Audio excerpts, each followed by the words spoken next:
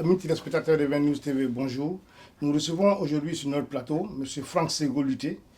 Franck Ségolité est conseiller en communication politique, membre fondateur des Enfants de Côte d'Ivoire, auteur, écrivain et membre de la Résistance en France. Il était aussi ex-délégué adjoint chargé de l'encadrement des jeunes au PDCI en France.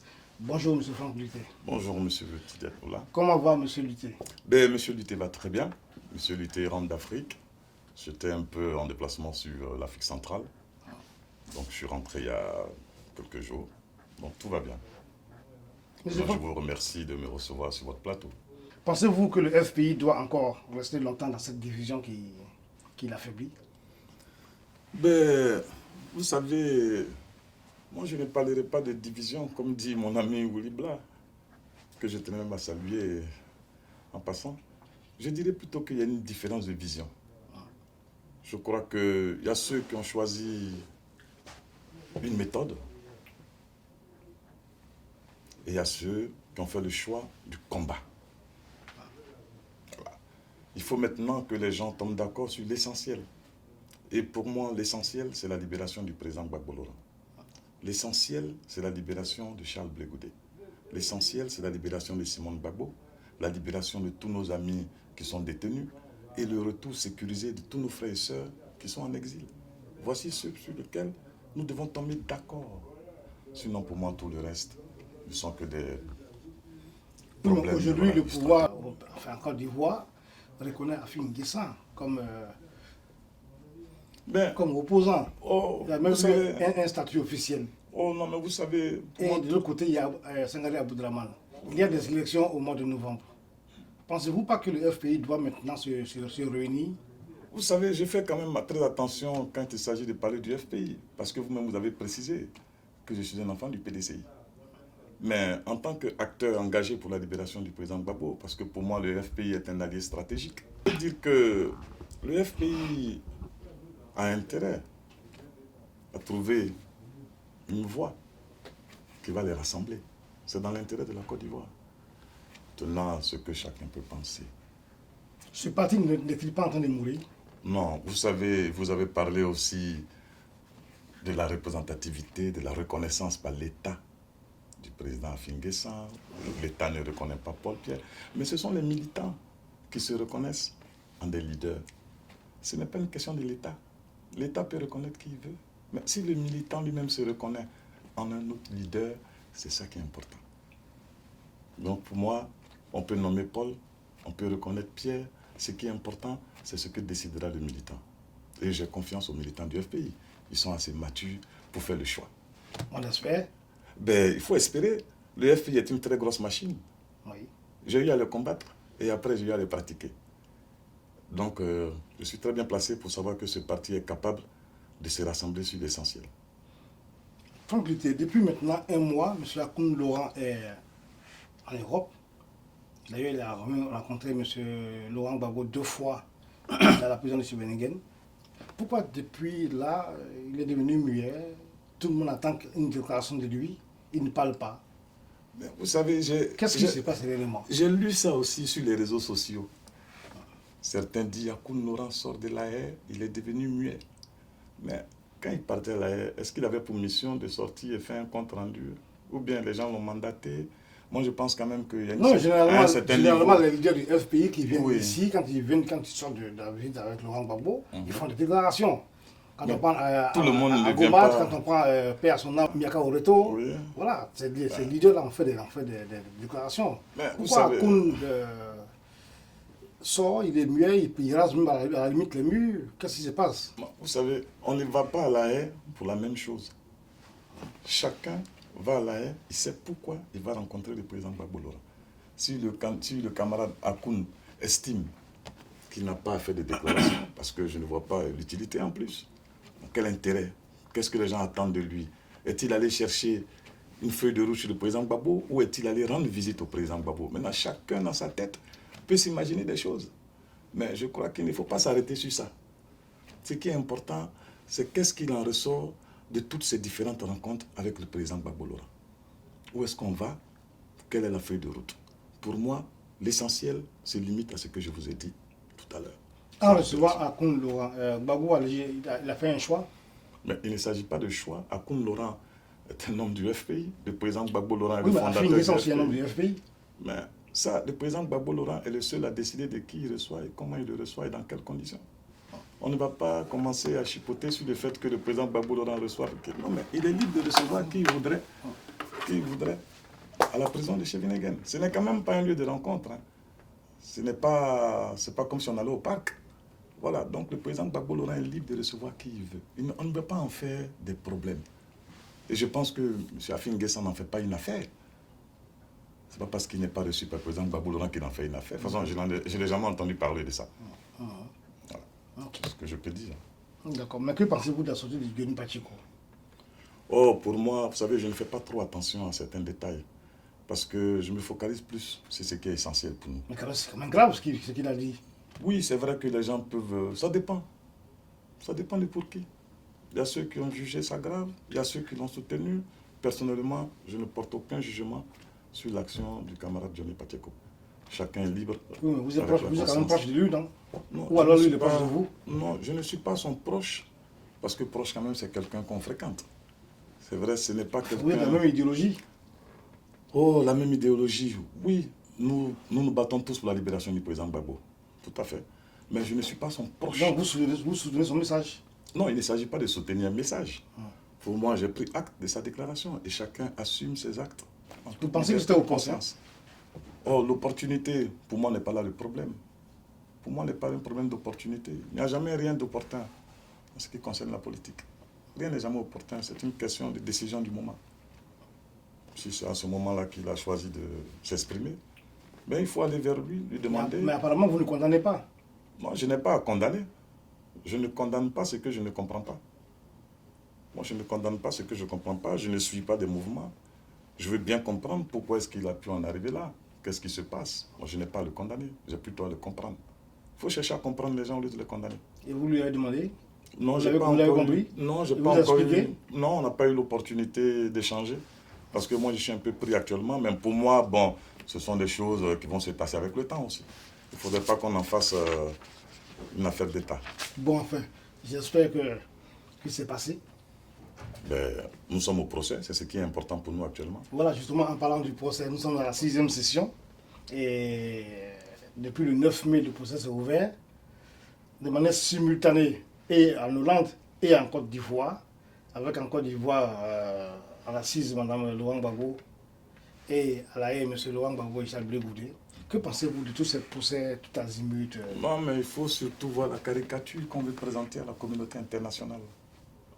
On veut présenter un couple qui a fait trop de mal. On les juge les deux au même moment. L'autre est à la cour pénale, l'autre aux assises d'Abidjan. Mais tout ça, ce n'est que du spectacle. Ce qui est important, est-ce que Mme Gbagbo est responsable de ce qu'on lui reproche? Est-ce qu'on a pu apporter les preuves pour démontrer que Mme Gbagbo Laurent a créé des escadrons de la mort, que Mme Gbagbo Laurent a fait ceci ou cela? C'est ça qui est important. Est-ce qu'à la haie, nous sommes capables d'apporter les éléments tangibles face à l'accusation? Oui, nous avons les éléments pour démontrer que le président Gbagbo Laurent n'est pas responsable de ce qu'on lui reproche. Nous sommes là, nous assistons à un balai des témoins. Tout le monde voit ce qui se passe, des témoins cagoulés et tout, qui sont depuis l'hôtel du Golfe. Mais bon, pour nous, la justice sera dite. Nous avons confiance en la justice. Et le président Gbagbo Laurent attend aussi l'opportunité pour lui de s'exprimer. Ce sera qu'à un moment aussi, nous allons peut-être siffler la fin de la récréation. Parce que c'est vrai, il y a beaucoup de choses qui se disent. Mais le président Gbagbo Laurent est en dehors de tout ce qui se dit. Oui, mais d'aucuns disent que c'est un procès qui va être très long. Oui, mais pour faire un procès long, il faut avoir les moyens. Est-ce que l'accusation aura les ressources nécessaires? Oui, mais il y a des témoins. Il paraît que là, c'est en fait, je ne sais pas si c'est cette semaine ou bien très bientôt, en tout cas, il y a les généraux Kasaraté et Mangou qui vont témoigner contre Gbagbo. Mais de toute façon, façon... Tu étais vraiment très proche de lui. Oui, mais ce n'est pas parce que tu es proche de moi que tu dois arriver à la cour pénale et que je dois avoir peur de tes propos. Le président Gbagbo n'a jamais été un belliqueux. Le président Gbagbo n'est pas un va-t-en-guerre. Le président Gbagbo n'a jamais envoyé Kasaraté pour tuer les gens, ni Mangou. C'est de ça qu'il s'agit, de la mort des Ivoiriens, et non de la proximité de Pierre ou Paul avec le président Gbagbo Laurent. Kasaraté peut venir à la cour pénale, et il peut même y rester lui-même, tout comme Mangou. Donc, pour nous, il n'y a pas de problème. N'importe qui peut venir à la cour. Même la secrétaire particulière de Gbagbo Laurent aussi peut venir. Ce n'est même pas là le plus important. Est-ce qu'ils ont les éléments pour pouvoir accuser le président Gbagbo? Est-ce que l'accusation a les ressources nécessaires pour mener un combat? Nous sommes là-bas dans une position de combat. Donc nous avons les armes qu'il nous faut pour mener le combat jusqu'au bout. Oui, mais l'artillerie lourde de l'accusation, c'est Kassaraté, c'est Mangou, c'est Joël Nguessan. Oh, Voilà, ces gens-là vont aller témoigner. Oui, mais ils étaient très proches. Joël Nguessan, il soupait. Sa proximité n'était que pécuniaire. Est-ce que le président Gbagbo Laurent a envoyé pour tuer les gens? Il a entendu Gbagbo Laurent demander à quelqu'un d'aller tuer quelqu'un en Côte d'Ivoire. Tous ceux qui ont tué en Côte d'Ivoire devraient assumer. Le président Gbagbo Laurent n'a jamais envoyé qui que ce soit pour tuer qui que ce soit. Puis il y a eu 3000 morts quand même, M. Lutti. Oui, mais 3000 morts. Nous sommes tous d'accord qu'il y a eu 3000 morts. Mais quand on parle de 3000 morts, comment les gens ils sont morts? Qu'est-ce qui s'est passé? Comment nous en sommes arrivés là? Parce que c'est facile. Le président Gbagbo était le chef de l'État en exercice. L'État a été agressé. Mais quand on nous dit les deux camps, il n'y a pas deux camps qui se sont affrontés en Côte d'Ivoire. L'État était représenté par le chef de l'État Gbagbo Laurent. L'État n'est pas un camp. Le camp, c'est la rébellion. C'est eux qui ont attaqué l'État. Mais on ne parle jamais des agresseurs, mais on se focalise sur l'agressé. C'est pour ça que nous sommes à la haine, nous assumerons. La semaine dernière, le président Ouattara a envoyé sa ministre, Mme Marietou, dans les camps de réfugiés, où semble-t-il, il y a encore 50 000 Ivoiriens en exil au Libéria et au Ghana. Que pensez-vous de cette démarche? Parce que derrière ça, la paix est revenue en Côte d'Ivoire. La sécurité est revenue. Pourquoi est-ce que les Ivoiriens sont encore en exil? Pourquoi ils sont encore en exil? Pourquoi ils ne veulent pas rentrer? Mais ceux qui parlent de sécurité sont ceux-là même qui étaient l'insécurité. Oui, ils étaient, mais là, ils sont en sécurité maintenant. Il y a toujours des réflexes. Ce sont ces réflexes qui font peur aux populations. Mais je crois qu'il faut rassurer les personnes qui sont en exil. Mais vous savez, il y a des actes de foi qui ne sont pas rassurants. Quand des réfugiés rentrent et qui se retrouvent en prison, mais comment tu veux que celui qui est de l'autre côté vienne quand il y a encore des mandats d'arrêt qui pèsent sur la tête de certains exilés politiques? Mais c'est normal que ces personnes ne puissent pas rentrer. Nous voulons le retour des gens, mais je salue cette initiative. C'est bien qu'elle ait pris cette initiative de venir rencontrer les réfugiés pour parler avec eux des différentes conditions de leur retour. C'est important. Je salue ça. Mais bon, je regrette un peu que le président Ouattara lui-même, qui s'est rendu à 3 reprises au Ghana, il aurait pu quand même faire un tour dans le camp des réfugiés pour dire aux réfugiés de rentrer en Côte d'Ivoire, qu'il va emmener les cars, que les cars sont là. Rentrons. Je suis venu vous chercher. Vous savez, le président Gbagbo Laurent, s'il y avait des réfugiés, il aurait fait ça. Il serait allé dans le camp des réfugiés pour leur dire la guerre est terminée. Rentrons. Le président Ouattara est venu 3 fois au Ghana. Il n'a jamais posé cet acte. Donc aujourd'hui. Donc pour vous, la Côte d'Ivoire n'est pas encore sécurisée? Non, il ne s'agit pas qu'elle n'est pas sécurisée. Mais il y a une situation qui ne crée pas la sécurité. C'est laquelle? Bien, ce que nous décrivons. Est-ce qu'il y a une instabilité politique? Quoi que les gens disent. Parce que quand tous les gens sont en prison, quand on a des centaines de milliers de réfugiés, quand on a des mandats contre tout le monde, et quand c'est ceci et c'est cela, c'est clair que ce n'est pas vraiment rassurant. Est-ce que pour vous, on peut faire... Ça peut être une insécurité mentale, oui, oui. Elle n'est pas forcément physique. D'accord, mais est-ce que pour vous, on peut se réconcilier sans justice? Mais comment parler de réconciliation s'il n'y a pas la justice? C'est la justice qui rassemble. Mais voilà, mais donc ceux qui sont concernés, peut-être seront jugés. Oui, mais vous savez, quand on parle de justice, moi j'ai vu ça avec le président Gbagbo Laurent de 2002 à 2010. Il y avait tout pour que certaines personnes qui jacassaient dans la capitale puissent être en détention. Mais à un certain moment donné, on ne dit pas qu'on exclut la justice. Mais la priorité doit être d'abord le rassemblement. Mais quand tu as commis des actes répréhensibles, mais tu es conscient que tu dois en répondre. Donc, il n'y a pas question de dire non, on va faire l'injustice, les gens n'ont qu'à... Non, il faut permettre aux gens de rentrer en Côte d'Ivoire, que les gens rentrent chez eux, qu'ils soient sécurisés de rentrer chez eux. Maintenant, les actes que tu as commis, on ne va pas dire que parce qu'on a dit ça, tout ce que vous avez tué tous les gens dans les villages, tout ça c'est gratuit. Non, tu vas devoir répondre. Parce que je ne pense pas, moi je sais, le président Gbagbo n'a pas envoyé quelqu'un pour aller tuer. Mais c'est lui qui a posé des actes qui ont conduit à la mort, il doit répondre. Et s'il y a une chaîne de commandement, il va être démantelé. Il n'est pas question de dire non, on va rentrer et puis bon, allez, on laisse tout tomber et tout ça. Non, non, non, c'est pas ça. Mais ça, c'est appelé, ça, c'est valider l'impunité en Côte d'Ivoire. Ce n'est pas ça le débat. Les gens vont rentrer, il faut qu'ils retrouvent les familles, que les gens se retrouvent. Et maintenant, la justice va se faire. Mais ce n'est pas une justice une justice de revanche ou de vengeance, mais la justice, parce qu'on a besoin de justice pour un pays. Franck Lutté, vous êtes en tout cas un des leaders de la résistance au niveau de la France. La résistance aujourd'hui en Europe, de manière plus particulière en France, est en train vraiment de perdre un peu son élan. Pourquoi cela? Vous ne communiquez plus bien ou alors qu'est-ce qui se passe réellement? Mais déjà, moi, avant que je ne m'absente de la France, les gens étaient en activité. Oui, bon, c'est plus le même engouement. Ce n'est pas question d'engouement. Vous savez, il y a quand même, ça fait quand même 5 ans, bientôt 6 ans. Et il y a quand même des réalités en France. Et ce n'est pas une résistance comme si nous étions dans notre pays pour résister. Tu résistes à l'extérieur. À l'extérieur, tu mènes un combat. Mais il y a des réalités de ce pays-là. Les gens, ils ont le boulot. Les gens, ils ont ceci. Voilà. Il y a les enfants par-ci, les ceci, cela. Donc, quand les gens sont disponibles, ils apportent leurs contributions. Mais je remarque que la résistance est toujours au point. Il ne s'agit pas d'avoir une foule. Non. Ce sont les résistants de qualité. Parce que ces gens que vous voyez depuis des années sont les mêmes que vous voyez. Ce sont des gens déterminés à aller jusqu'au bout. Il y a ceux qui viennent quand ils ont le temps. Et il y a ceux qui en ont fait un combat. Ils sont là. Vous les voyez, les mêmes. Je vais saluer les camarades Oulibla, saluer toutes ces mamans, les Christine Zekou.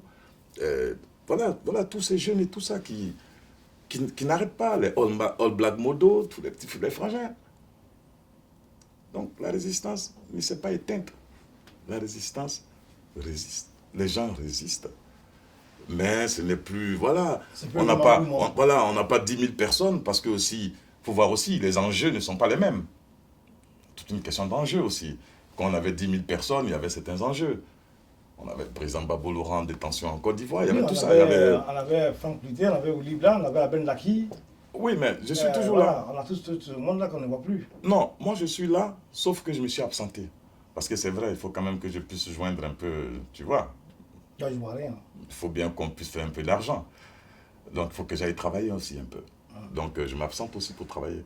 Mais je suis rentré et les amis me reverront à leur côté le plus rapidement possible. Je suis là. Vous savez, la lutte a plusieurs niveaux. Il y a plusieurs étapes. J'étais aussi quelque part où je continuais le même combat, mais sous une autre forme. C'est le même combat que nous menons. Rien n'a changé, je reste le même. Je suis toujours pour le président Gbagbo, je suis toujours aux côtés des résistants. Et puis voilà, mon adversaire, ce n'est ni Afin Guessan, ni Paul Pierre-Jacques. Mon adversaire, il reste le RDR et la rébellion. C'est ça mon adversaire. Il n'y a plus de rébellion, M. Lutté. Oh si, pour moi, il y a toujours la rébellion. Il n'y a plus de rébellion. Oh, pour moi, il y a la rébellion. Comment ça? Ce sont les rebelles qui sont là. On ne peut pas me dire que Soro Gueye n'est pas un rebelle. Oui, mais ils ont été amnistiés depuis longtemps. Ils ont été quoi? Amnistiés par le président Laurent Gbagbo. Oh là là là là là là. Vous voyez, l'amnistie de 2007, elle concerne les crimes commis vis-à-vis de l'État. C'est-à-dire, ils sont amnistiés pour l'atteinte. Soro Gueye, c'est l'actuel président de l'Assemblée nationale. Oui, on peut être tout ce qu'on Ouattara veut. Alassane est le président de la République de Côte d'Ivoire. Ouattara est le président du RDR. Non, il est le président de la Côte d'Ivoire. Oui, mais ça c'est un fait. Moi-même, j'ai même reconnu qu'il a été élu en 2016. Ben voilà.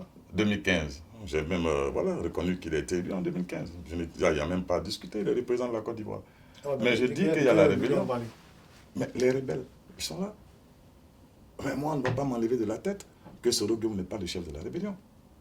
On ne va pas m'expliquer qu'aujourd'hui, parce qu'il est à l'Assemblée nationale, tout est fini. Mais il est ça, il a même fait un bouquin pour ça. Ce n'est pas moi, c'est lui qui a dit pourquoi je suis devenu rebelle, mais il est. Ce n'est pas moi qui le dis.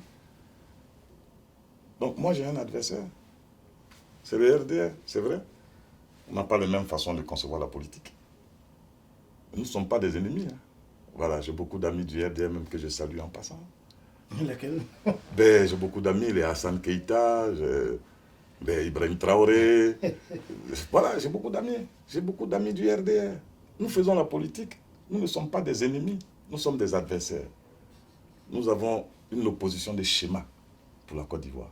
C'est tout. Mais en dehors de ça... Je disais tout à l'heure, je disais tantôt qu'au mois de novembre, il va y avoir en Côte d'Ivoire des élections législatives municipales. Il va y avoir même un référendum. Excusez-moi, j'allais oublier. Voilà. Il faut qu'on en parle. La constitution va être retouchée. Qu'est-ce que vous pensez de la constitution qui risque d'être changée et qui va présenter en mais nous attendons de voir qu'est-ce que la Côte d'Ivoire, le président Ouattara entend proposer aux Ivoiriens. Quelle est la mouture de sa constitution qu'il entend proposer aux Ivoiriens? Pour nous, le problème, ce n'est pas tu vas changer la constitution, c'est qu'est-ce que tu veux changer. Sinon, une constitution... C'est l'article 35, hein? Mais je ne pense pas qu'on va venir changer la constitution essentiellement pour l'article 35. Quel est le problème de l'article 35? Mais le et il est où? Mais il n'y avait que Ouattara qui était seul dans ce problème-là. Mais maintenant, il a été président. Donc je crois que le problème ne se pose plus. L'article 35 est à sa place, il ne dérange personne. Les élections législatives, moi, ce que j'aime... Vous voyez, vous avez dit qu'en novembre, il y aura les élections législatives. Oui. Quelle est la position du FPI? Mais je peux vous rappeler qu'en 1995, le FPI n'est pas parti aux élections présidentielles, mais est parti après aux législatives. Donc, j'attends de voir. Le FPI est une machine très, très redoutable. Donc, j'attends de voir. Sous quelle bannière? Parce qu'il y a deux FPI. Oh là là là là. Il n'y a pas de FPI. Il y a un FPI avec deux visions différentes. Il n'y a que des militants. C'est les militants qui définissent les choses. Donc, pour moi, deux FPI, pour moi, ça n'a pas de sens. C'est vrai, j'ai des amis qui m'ont dit, ouais, on ne t'entend jamais parler d'Afi. J'ai dit, oui. Afi n'est pas mon adversaire. Pourquoi je vais parler de lui? Moi, il n'est pas mon adversaire. Je ne suis pas du FPI. Moi, mon combat, j'ai dit de libérer Gbagbo. Parce que Gbagbo, il a fait ça. Il ne mérite pas d'être là-bas. Libérer Blé Goudé. Blé Goudé a fait ceci, cela. Voilà, il faut libérer Simone. Elle n'est pas à sa place. Il faut libérer tous ces jeunes qui portaient des t-shirts votés Gbagbo, qui se retrouvent en prison depuis 2010 et depuis 2011. Sans être jugés et rien. Il faut les libérer. Moi, c'est ça qui est important. Afi N'Guessan ne me dérange en rien. Moi, le président Gbagbo est là-bas. Le président Gbagbo, il attend d'être libéré. Et ça va arriver. Ça va se faire. Je peux vous rassurer que le président Gbagbo Laurent, il sera libéré. Les gens, ils peuvent parler. C'est juste une question de calendrier. C'est une question de calendrier. Bon, pendant le calendrier, il faut avoir les reins solides pour tenir. Sinon, c'est un calendrier. Le président Gbagbo Laurent sera libéré. Il est là-bas. Il n'est pas mêlé à toutes ces histoires de... Non. Nous avons d'autres choses à régler. Le président Afi n'est pas mon problème à moi. En tout cas, merci beaucoup d'être venu sur notre plateau. Mais c'est moi qui vous remercie. Un dernier mot pour ceux qui regardent aujourd'hui. Je souhaite que tous ces réfugiés, je souhaite que la mission qui a été conduite par une représentante du pouvoir en place là-bas à Abidjan, une ministre, qui a été conduite par cette ministre, je souhaite que cette mission porte des fruits. Et que tous nos frères qui sont là-bas puissent rentrer en Côte d'Ivoire. Moi-même, j'irai en Côte d'Ivoire. J'irai à Abidjan. Je n'ai pas... Non, j'irai à Abidjan, c'est mon pays. Ça fait 5 ans que je ne suis pas à Abidjan. J'irai à Abidjan. J'irai voir moi-même de près. J'irai regarder ce qui se passe à Abidjan. Voir et porter mon petit jugement.